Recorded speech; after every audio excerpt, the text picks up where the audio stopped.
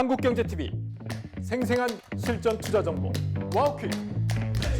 월 5,000원 커피값으로 투자 정보가 내 손 안에 배달됩니다. 와우킥 N에서 만나요. 네, 매크로인사이트 시간입니다. 오늘은요, 우회영 LS증권 연구원 모셨습니다. 어서 오세요. 반갑습니다. 안녕하세요. 네, 연방정부 셧다운으로 한동안 발표되지 못했던 고용 보고서가 오늘 밤에 발표가 됩니다. 12월 FOMC에서 역시나 연준 위원들 파월 의장 역시 고용에 대한 둔화 우려를 표했기 때문에 이번 고용 보고서 어떻게 나올지가 궁금해지는데요. 어느 정도로 예상하고 계십니까?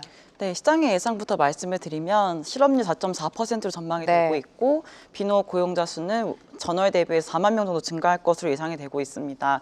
수치를 보시면은요, 4.4%라는 실업률은 전월과 동일한 수치라고 보시면 될 것 같고요. 증감수 같은 경우는 4만 명 같은 경우가 9월에 11만 9천 명 대비해서 큰 폭으로 증가세가 둔화가 되는 수치입니다. 사실상 저희가 뭐 고용이 잘 나올 거라고 예상이 되고 있지는 않기 때문에 이 정도 수치에만 부합을 해준다면은 시장은 크게 충격을 받을 것 같아 보이지는 않고요. 오히려 실업자 수가 많아지거나 빠르게 증가하거나 실업률이 빠르게 올라가는 지표가 나올 경우에는 연준의 대응이 잘 됐다. 금리 인하에 대해서 선제적으로 대응한 네. 것들이 잘 됐다라는 평가가 나올 수가 있고 추가 인하에 대해서도 힘을 받을 수가 있는 모습이기 때문에 고용 지표 자체가 나쁘게 나오는 거는 물론 전체적으로 좋은 그림은 아니지만 정책의 전환, 추가적인 인하의 속도감 이런 것들에 대해서는 조금 더 기대감을 높일 수 있는 그런 수치일 수가 있기 때문에 고용 지표가 예상에 부합하면은 그냥 컨센에 부합하면은 그냥 좋게 해석하는 쪽으로 가지 않을까라고 보고 있습니다. 네, 수치가 예상치에 부합을 한다면 시장에 그렇게까지 큰 타격은 없을 것이다 이렇게 예상을 해주셨고요. 고용과 함께 18일입니다. 11월 CPI 발표도 기다리고 있죠.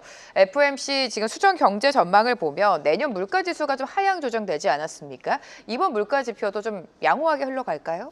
네, 뭐 수치는 사실 지난달 수치가 지금 비어 있기 때문에 사실상 직접적으로 이 지표만 가지고 판단 내리기 어려운 시점인 것 같아요. 네. 한 달의 수치가 없어서 이제 뭐 고용이든 물가든 사실상 이 지표 하나하나가 크게 뭐 전체적인 경제를 판단하기 어려운 수치일 수가 있겠습니다만은 예상되는 컨센서스는 지금 헤드라인 근원 모두 3.1% 전망이 되고 있습니다.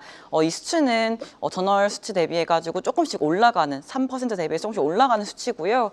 전반적으로 지금 잘 아시는 것처럼 관세 영향이 계속해서 점진적으로 반영이 되고 있는 시점이기 때문에요. 물가가 조금씩 올라가는 구간이다라고 봐주시면 마음 편하실 것 같고 네. 특히나 중요한 부분은 연준에서 강요를 하고 있듯이 강조하고 있듯이 상품 중심의 가격이 올라가고 있다. 내구재 이런 중심의 가격이 올라가고 있고 서비스 같은 경우에는 주거비의 디스인플레이션이 잘 나오고 있는 상황이기 때문에 크게 나쁘게 평가하고 있지는 않다라고 봐주시면 좋을 것 같고요. 물론 뭐 가장 좋은 그림은 관세 영향이 빠르게 아예 나오고 나서 빠른 속도로 물가가 둔화되는 걸 기다리고 있겠죠. 근데 지금 기업들이 가격을 전가하는 속도가 제조업이냐 서비스업이냐에 따라 좀 상이한 모습입니다. 제조업들은 좀 빠르게 가격을 전가하고 있는 반면에 서비스업 기업들은 조금 천천히 전가를 하고 있거든요. 그래서 우리가 볼 수 있는 물가의 좀 흐름은 이 경로는 앞으로 조금씩 좀 더 올라가다가 한 상반기 초에 한 1분기나 2분기 초쯤 물가 상승률 둔화가 조금씩 시작되는 고점 찍고 둔화되는 경로로 봐주시면 될 것 같아요. 네, 물가와 관련해서는 주거비 안정이 물가 상승을 제어하는 데 영향을 주고 있다. 이런 평가가 나오고 있는데 미국의 주택 시장을 좀 보도록 하겠습니다. 미국의 주택 시장 침체가 좀 계속 이어지고 있고 앞으로도 침체될 가능성이 더 큰 상황인 것 같죠. 하지만 오늘 나온 12월 주택 시장 지수는 소폭 개선이 됐습니다. 연구원님께서는 미국 주택 시장 전반적으로 어떻게 평가하고 계십니까? 사실 뭐 기준금리를 인하를 한다라고 하더라도 기준금리 레벨이 여전히 높다라고 평가가 나오고 있고요.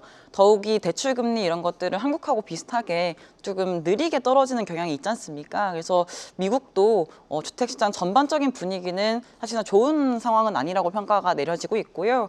한국하고 동일하게 수요와 공급 측면에서 공급이 조금 이제 부족한 부분이 없지 않아 있다 보니까 전반적으로 이 노동의 수급이 좀 타이트한 상황이 미국에도 동일하게 있다. 그래서 렌트비라든지 내지는 주택 가격 자체는 레벨 자체가 빠르게 올라간 상황이긴 합니다만 공급이 또 빠르게 증가하지 못하고 있는 상황인 만큼 또 금리도 빠르게 안 낮아지고 있지 않습니까? 그래서 아직은 미국도 건설 경기나 주택 경기가 돌기엔 조금은 이제 전반적인 펀더멘털이나 거시 환경이 매크로 환경이 좋진 좀 않다라고 평가를 내리고 있습니다. 네, 미국 소매 판매도 공개가 됩니다. 최근에 블랙 프라이데이 시즌이 있었죠. 블랙 프라이데이에 매출을 최고치를 기록을 했지만 우리가 좀 자세하게 세부적으로 보면 질적인 측면에서는 소비 약화, 이 소비 둔화가 계속해서 심화가 되고 있습니다. 지금 봤을 때 어떻게 보면 당연한 결과인 게 고용이 불안하면 당연히 소비가 둔화되지 않습니까? 맞습니다. 네.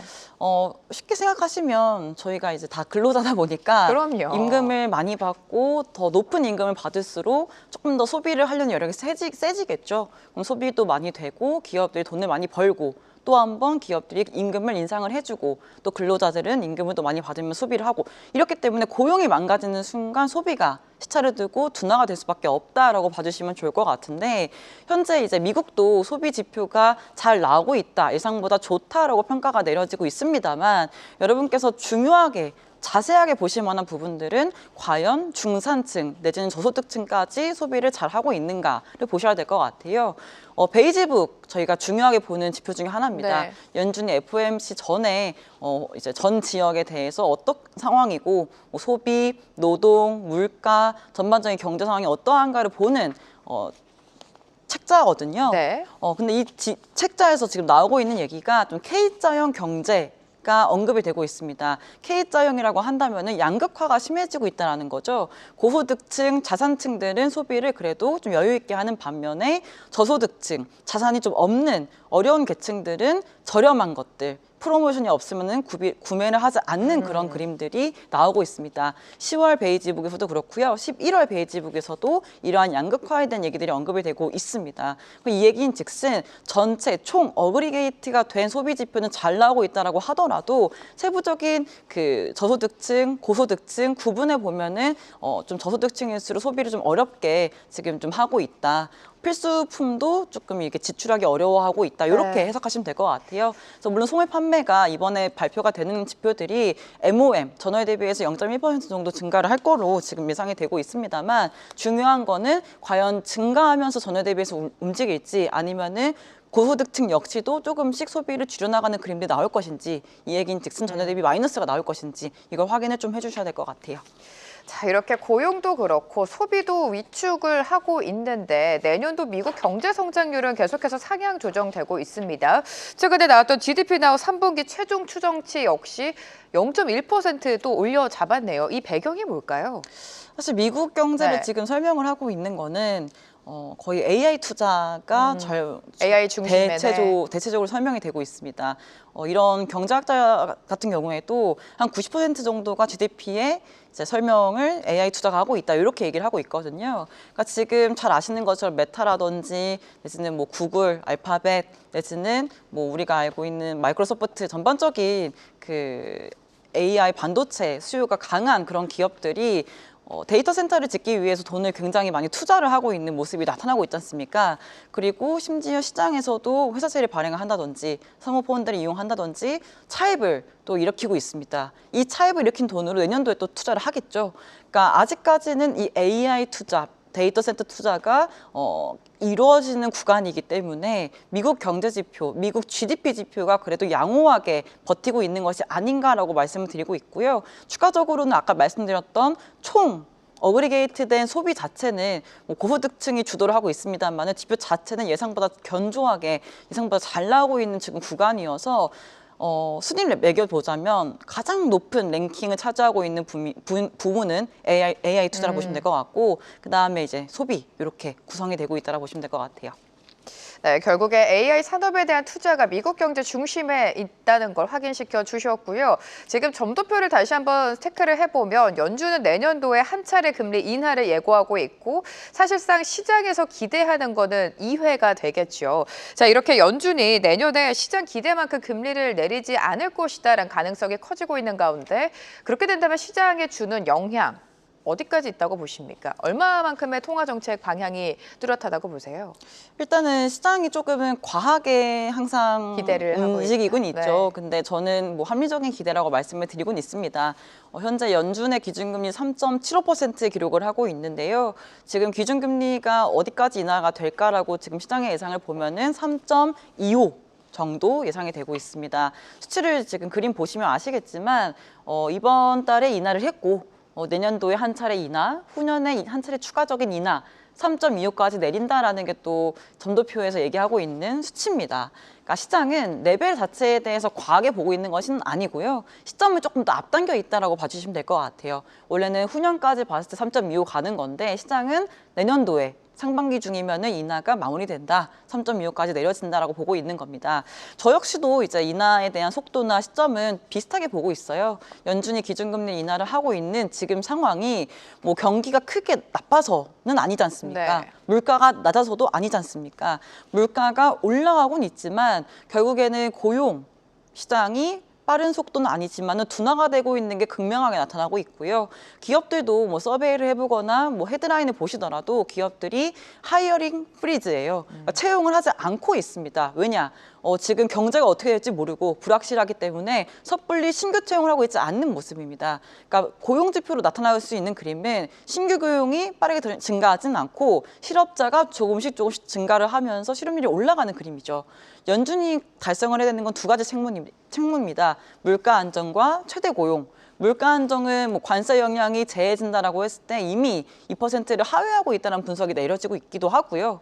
고용 지표는 4.4%의 실업률이 나오고 있어서 최대 고용 달성이 안 되고 있습니다. 네. 그러니까 지금은 물가도 달성이 안 됐지만 최대 고용도 달성이 어려워지고 있기 때문에 어디에 조금 더 방점을 둘까 이렇게 보면 되는데 연준은 일단은 물가보다는 고용 쪽에 조금 더 방점을 두고 있다는 거죠. 그래서 지금 고용 지표가 말씀드린 것처럼 뭐 예상의 컨센에 부합하다라고 했을 때 컨센이 좋은 수치는 아니지 않습니까? 컨센도 조금 이제 부진한 지표를 시사하고 있는 내용이라서 컨센에 부합하는 지표 이퀄 부진한 고용시장 이렇게 그렇죠. 봐주시면 네. 될 것 같습니다. 그러면 이러한 고용시장이 계속해서 나온다. 그리고 소비도 고소득층 중심으로 조금씩 둔화가 된다라고 한다면 경기도 소비 중심으로 둔화가 된다라고 하면 AI 투자 빼고는 볼 게 없다라는 거죠. 그러니까 내년 상반기쯤에는 연준이 추가적인 인하를 보험성 인하가 아닌 실질적으로 조금 부진한 경기에 대한 조금 이제 방어 측면의 인하가 나올 수도 있겠다라 보고 있고요. 그래서 결론은 3.25까지 내리는 그림들이 저는 합리적이고 가능한 시나리오다라고 말씀드리고 있습니다. 연준이 지금 물가보다는 고용에 초점을 맞추고 있습니다. 하지만 고용 시장이 점차적으로 둔화가 된다면 내년까지 추가적인 금리 인하는 나올 수도 있다라고 지적을 해주셨고요. 자, 이렇게 금리는 인하됐지만 시장 금리가 지속적으로 높은 수준에 머무르면서 증시에 시장에 좀 부담 요인으로 작용하고 있는 것 같습니다. 미국 국채 금리 전망을 좀 해봐야 될 것 같은데 오늘 조금 내려오긴 했지만 최근에 30년물 국채 금리가 좀 높지 않았습니까? 국채 시장 점검해 주시죠. 네, 지금 왜 이렇게 금리가 빠르게 안 빠질까 고민이 좀 많으실 것 같아요. 근데 지금 이제 초장기채 중심으로 약세가 조금 더 두드러진 그림이긴 합니다만요. 이 이유가 뭘까라고 했을 때 사실 두 가지 정도의 이유가 있는 것 같습니다. 한 가지는 인플레이션에 대한 방향성이 아직은 자신감 있게 잡히지 않았다라는 점이 한 가지가 있는 것 같아요. 특히 기대 인플레이션도 상승할 수 있다. 두 번째는 RMP라고 해서요. 이번에 연준이 FOMC 결정을 할 때에 리저브 매니지먼트 펄체이스, 그러니까 지급준비금 관리 차원의 매입을 실시를 하기로 했습니다. 이게 뭐냐면은 연준이 한 이번 달은 400억 달러라고 표현이 되고 있긴 한데 T빌 중심으로 다시금 자산을 매입을 해주는 정책입니다.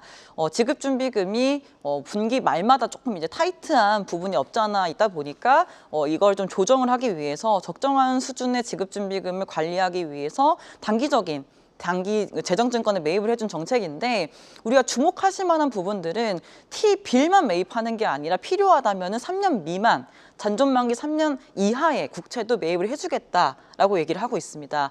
그래서 단기물 중심으로는 조금은 강세 압력이 있어요. 그러니까 금리 하락 압력이 있는데 약간 이제 풍선 효과로 할까요? 여기를 누르니까 그 위에 연물, 10년이나 또 초장기채 중심으로는 연준의 손이 닿지 않다 보니 조금은 이제 더 약한 흐름이 나타나고 있다라고 보시면 될 것 같습니다. 두 가지, 하나는 기대 인플레나 인플레에 대한 방향성이 아직은 섣불리 물가가 뭐 둔화가 될 거다 내지는 물가가 더 안 높아질 거다라고 얘기하기 좀 어려운 부분들, 그리고 연준의 금리 인하가 빨라지면 빨라질수록 공급 측 물가 압력뿐만 아니라 수요 측 물가 압력도 다시금 점화가 될 수 있는 부분이 있어서 인플레에 대한 리스크가 남아있는 부분 한 가지와, 두 번째는 RMP라고 하는 정책이 사실은 단기물 중심으로는 좀 수요가 될 수 있는 부분이지만 네. 중기물 이상에 대해서는 연준의 수요가 들어오기가 어렵다라는 부분 때문에 금리가 초단기물 중심으로 약한 흐름을 보이고 있다고 보시면 될 것 같아요. 네, 지난주 FOMC에 이어서 이번 주에는 BOJ의 금정위가 예정되어 있습니다. 지금 BOJ가 금리 인상을 단행할 것이다. 그 시나리오가 우세한 상황인데 네. 연구원님께서도 동의하십니까? 금리 인상이 이번에 나올까요? 네, 인상 네. 가능하다고 말씀을 드리고 있고요. 지금 이제 일본 같은 경우는 왜 금리를 인상을 해야 되는가라고 했을 때 이 물가가 생각보다 높아요. 이제 물가 상승률이 3%대를 기록을 계속해서 하고 있는 상태고요. 심지어 이제 엔화의 약세도 이어지고 있는 모양새입니다. 문제는 이제 일본은행에서 섣불리 이제 2, 3년 전에 금리를 인상하지 않았던 이유는 뭐 엔화가 약세가 돼서 뭐 수입 물가가 올라가서 그리고 물가 상승률이 높아서 이때는 금리를 안 올렸어요. 근데 왜 작년부터 계속해서 금리를 올리고 있는가라고 했을 때 엔화의 약세에 따른 물가 상승 압력도 물론 있지만 일본 전체적인 일본 경제 전반적인 흐름이 달라졌기 때문입니다. 아까 앵커님께서 말씀해 주셨어요. 돈을 많이 벌면 소비를 많이 하겠죠라고 말씀해 주셨지 그렇죠. 않습니까? 네. 그런 그림이 일본에서 나타나고 있습니다. 2년 연속해서 일본의 임금 인상률이요 5%대 지금 나오고 있고요. 이제 올해 내년에 있을 춘투에서도 5%대로 임금을 인상해주기를 이제 그 랭고라고 해서 이 관련된 이제 그 단체에서 임금 인상률을 요구를 하고 있습니다. 그래서 3년 연속해가지고 5%대의 임금 인상률이 나올 가능성이 높기 때문에 이 임금 인상률이 높은 시점, 그리고 이 임금 인상에 따른 소비가 견조하게 나오고 있는 시점에서는 엔화 약세에 따른 물가 상승뿐만 아니라 실질적인 수요층 물가 상승 압력도 존재해 있는 시점이다라고 봐주시면 될 것 같아요. 그림 보시면 이제 물가 전망, 성장 전망 나오고 있습니다. 지금 올해 같은 경우는 물가 전망이 2% 후반대 지금 나오고 있어요. 2.7% 나오고 있고요. 성장 전망치 같은 경우에도 0.7% 나오고 있습니다. 0.7이라고 했을 때 굉장히 낮아 보이지 않습니까? 근데 기억을 하셔야 될 것들이 일본의 잠재 성장률이 얼마인가를 보셔야 될 것 같아요. 일본 잠재 성장률 0.4%, 0.5% 정도거든요. 네. 그러니까 일본은 올해 내년 후년까지도 잠재보다 좋은 성장이 나올 걸로 전망이 되고 있고요. 물가 전망 같은 경우에도 2.7, 1.8, 2.0 전망이 되고 있어서 물가도 목표 수준에 부합하는 수치, 성장도 잠재보다 높은 성장 나오고 있습니다. 그럼 정책을 어떻게 운용을 해야 될까요? 최소한 중립금리 레벨 또는 조금 더 위에 있는 레벨까지는 금리를 바꿔야 됩니다. 지금 기준금리 0.5%는 터무니없이 낮다라고 평가가 되고 있고 추가적인 인상 여력이 있다라고 지금 언급이 많이 되고 있다 보니까 이번 주에 있을 금정위에서 금리 인상뿐만 아니라 추가 인상까지도 열어놔야 된다라고 말씀드리고 네. 있어요. 그러면은 일본은행이 기준금리를 이번에 인상을 하고 내년 상반기 중에도 추가 인상을 할 가능성이 높다라고 접근을 하셔야 될 것 같습니다. 그러면은 금리 같은 경우에도 일본 금리는 추가적인 상방 압력이 남아 있고 엔화 같은 경우에도 통화 정책만 놓고 본다면은 강세 압력이 조금씩 더 생길 여력이 크다라고 보시면 될 것 같아요. 네, 이번에 금리 인상을 하면 30년 만에 0.5%를 넘어서는 거고 연구원님 말씀대로라면 내년도까지 금리 인상 사이클은 이어질 것이다라고 짚어주셨는데 자 이렇게 된다면 시장에서 우려하는 거는 엔캐리 트레이드 청산입니다. 작년 여름이었죠. 그때만큼의 쇼크는 아니겠지만 여전히 엔캐리 트레이드에 대한 우려, 불안감은 시장에 있거든요. 어떻게 보십니까?